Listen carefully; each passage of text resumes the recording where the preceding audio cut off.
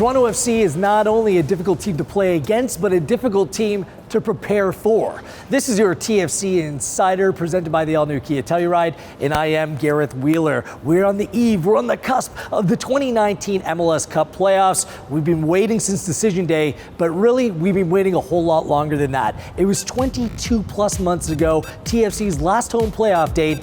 It was the MLS Cup final when Toronto FC were crowned champions back in 2017. Now this team is very different in its composition, very different in its makeup, but very similar in terms of their form. They've now gone 10 games unbeaten entering the 2019 MLS Cup Playoffs. And a couple things stand out. First of all, over the 10-game unbeaten run, TFC has only conceded one goal in the first 45 minutes of games. That's a remarkable defensive statistic, and it's no wonder Toronto FC has been coming away with results. They're able to dictate their own terms, and they don't have to go out and chase games where teams will sit back defensively and just hit and hope. DC United, they don't score goals. They really struggle in front of the net.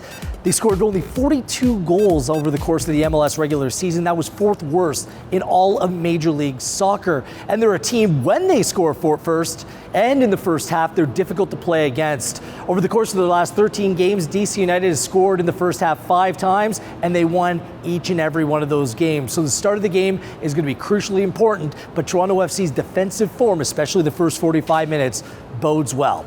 From an attacking perspective, over those 10 games unbeaten, Toronto FC have had 11 different goal scorers. This is what Greg Vanney had in mind when he was starting to put together this group. And although they might not have some of the star power from previous seasons, they have depth. Players that can play in a different way, making them very difficult to play for. There are plenty of decisions to make when it comes to what the starting 11 will look like on the weekend. Whether Jozy Altidore plays or not, there's still a conversation about how to use players around that central striker role. If Altidore doesn't play, Pozuelo or Mullins are ready-made players that can play the role in a different way.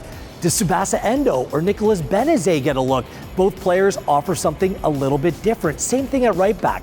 Auro Jr. has been great defensively, but if you need to go out and get a goal, is Richie Laryea a better option?